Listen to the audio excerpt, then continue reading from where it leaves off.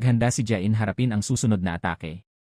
Kinarga niya ang tibay ng isang pagong, kaya nang suntukin siya ulit, hindi man lang kumilos ang katawan niya. Sa halip, nasagot niya ito at na-dislocate ang braso ng detective. Sa lakas ng isang chimpanzee, muntik na niyang mapatay ang lalaki. Pero bigla siyang binaril, hindi siya nakapag-react para gamitin ang defense niya.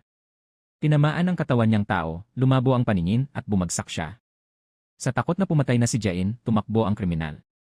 Ang mga detective naman, hindi alam ang gagawin kaya iniwan siyang sugatan sa lupa. Pagsapit ng umaga, wala ng tao doon at imposibleng mabuhay siya sa tama ng bala na tumagos sa laman niya.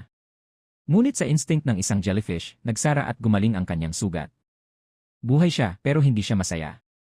Ang tindi ng kapangyarihan niya ay nagbibigay sa kanya ng pagdududa tungkol sa sarili. Sa distansya, naririnig pa niya ang boses ng ina niya na tinatawag ang pangalan niya.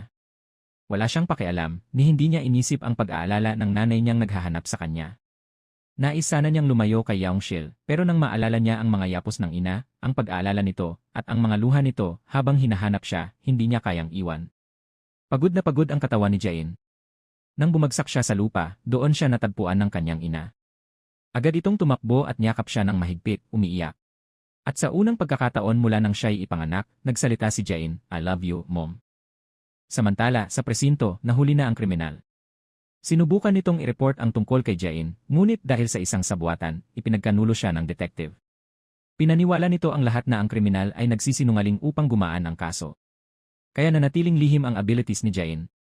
Matapos ang insidente, tuwing lumalabas si Jain, mahigpit siyang hinahawakan ng ina niya. Ilang panahon, ginawa ng ina niya ang lahat para protektahan siya, pati pagbabantang sasaktan ang mga bully, pakikipagsagutan sa mga kapitbahay na nagsasalita ng masama, at pakikig-away para hindi maagaw ang pwesto niya sa palengke. Walang tigil si Yaungshil sa pagprotekta sa kanyang anak laban sa mundo. Habang tumatagal, nakaka-adapt si Jain sa katawan ng tao at sa pamumuhay nito.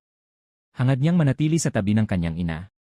Pero bilang isang extraordinary entity, alam niyang ang presensya niya ay maaaring magdala ng panganib kay Yaungshil. At dumating ang pinakamasaklap na araw. Ang tanging tao na nakakaalam sa abilities niya, ang detective, ay bumalik. Nang makita niyang buhay pa si Jain, natuwa ito. May pagkakataon ulit siyang i-hunting the monster na muntik nang pumatay sa kanya noon. Nang araw na nagkasakit ang ina ni Jain, nagsinungaling siya na papasok sa school pero pumunta siya sa palengke para magbenta ng mansanas.